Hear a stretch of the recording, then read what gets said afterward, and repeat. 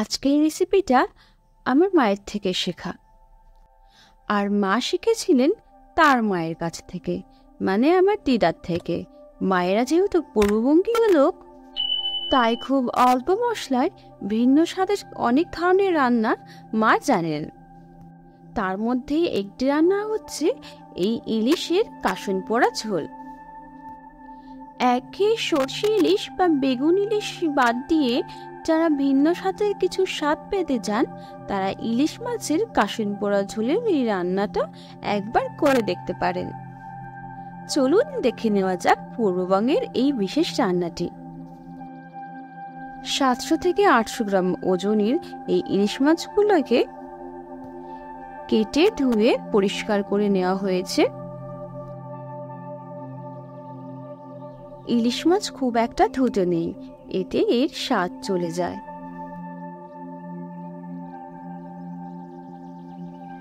প্রথমে ইলিশ মাছ ভেজে নেব, তার জন্য নুন হলুদ প্রথমে মাখিয়ে নিচ্ছি।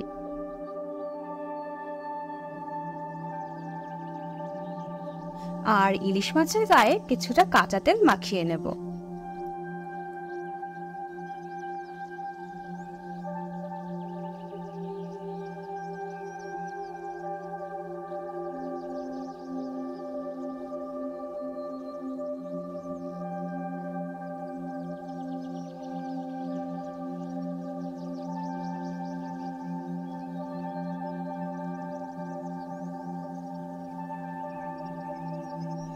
ইলিশ মাছ খুব নমনীয় মাছ, অনেক সময় ভেঙে যায়। সেক্ষেত্রে কড়াই গরম করতে করতে তার মধ্যে কিছুটা নুন ভেজে নেবেন, দেখবেন আপনার মাছ আর ভাঙবে না। আর এই নুনটা আমরা রান্নাতে ব্যবহার করব।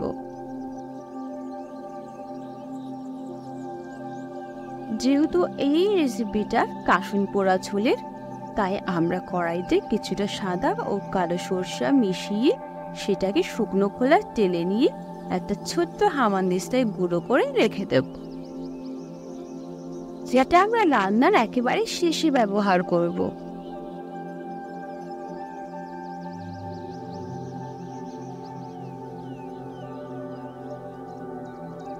মাছ ভাজার জন্য কড়াইতে তেল গরম হলে মাছগুলো আলতো করে ভাজে নেব।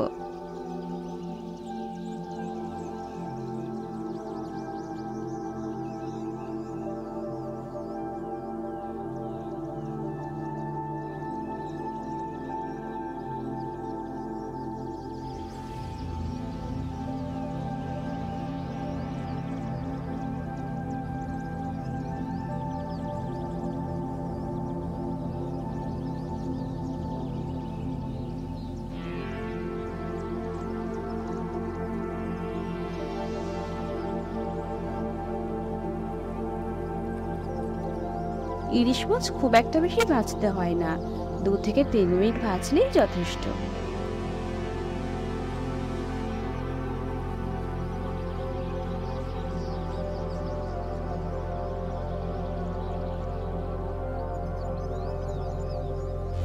কাসুন পোড়া ঝোলে আপনি চাইলে যে কোনো সবজি দিতে পারেন।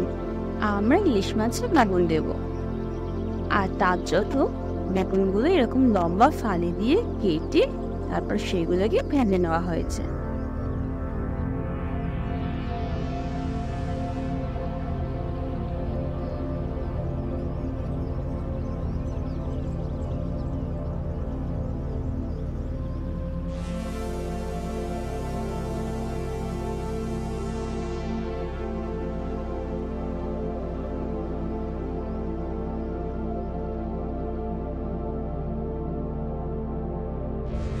বেগুন ভাজার বেগুনগুলো তুলে নিয়ে ওর মধ্যে দিয়ে দেব জিরা ও 5 থেকে 6টা কাঁচা লঙ্কা ফোড়ন।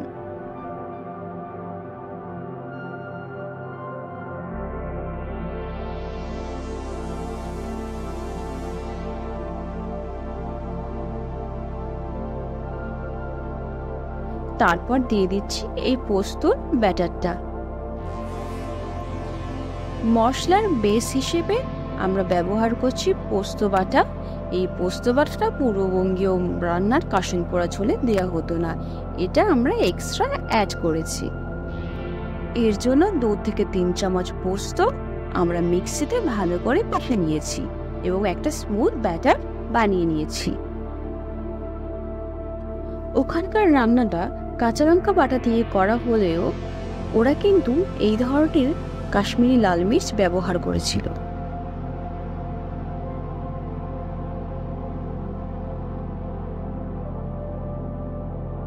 এরপর দিচ্ছি স্বাদ মতো হলুদ আর নুন।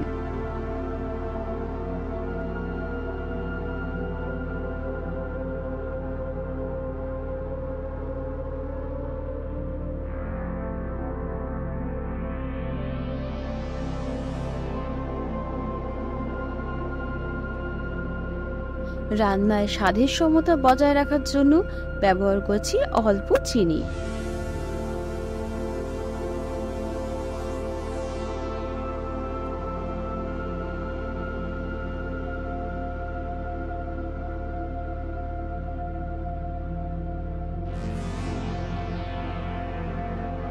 মশলা কষে গিয়ে তেল ছাড়লে দিয়ে দেবো ভেজে রাখা বেগুনগুলো।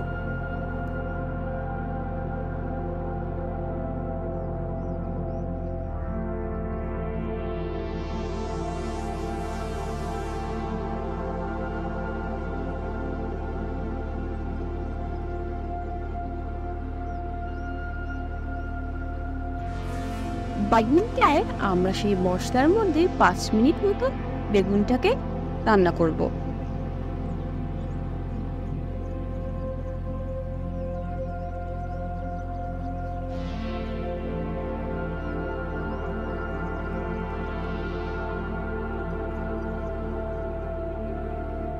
বেগুন নরম হয়ে আসলে এর মধ্যে দিয়ে দিচ্ছি পরিমাণ মতো জল।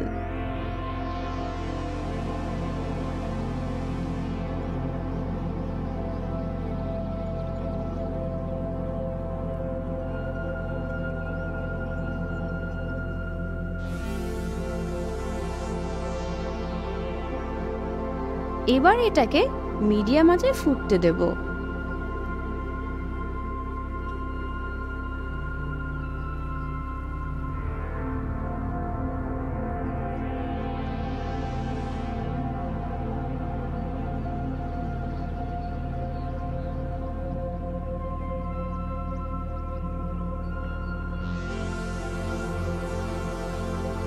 মাছের ঝোল ফুটে গেলে এবার ইলিশ মাছগুলো দিয়ে আর বেশি করে ফোটাবো না।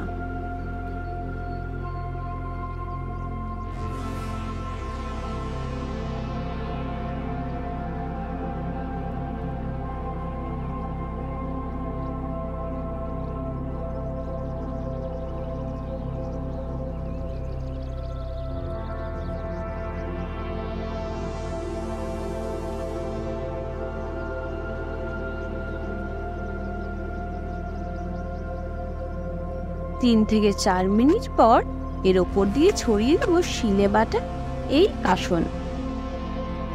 সর্ষের কাসন দিয়ে আর 1 মিনিট মতো এটাকে ফুটিয়ে নেব। সর্ষের কাসন দেওয়ার পর আর কিন্তু এটাকে ফোটানো যাবে না। এরপর ঢাকা দিয়ে কিছুক্ষণ এটাকে রেস্টে রেখে দেব, যাতে ইলিশ মাছ ও কাসন পোড়ার গন্ধ ঝোলে সর্বত্র মিশে যায়। আর এখানেই সম্পূর্ণভাবে তৈরি হয়ে গেল আজকের আমাদের ইলিশ মাছের কাসন পোড়া ঝোল। একটা সম্পূর্ণ ভিন্ন ধরনের রান্না, যেটা মায়ের থেকে শিখেছি এবং আজকে এটা ট্রাই করলাম। কেমন লাগলো নিশ্চয়ই আমাদের জানাবেন।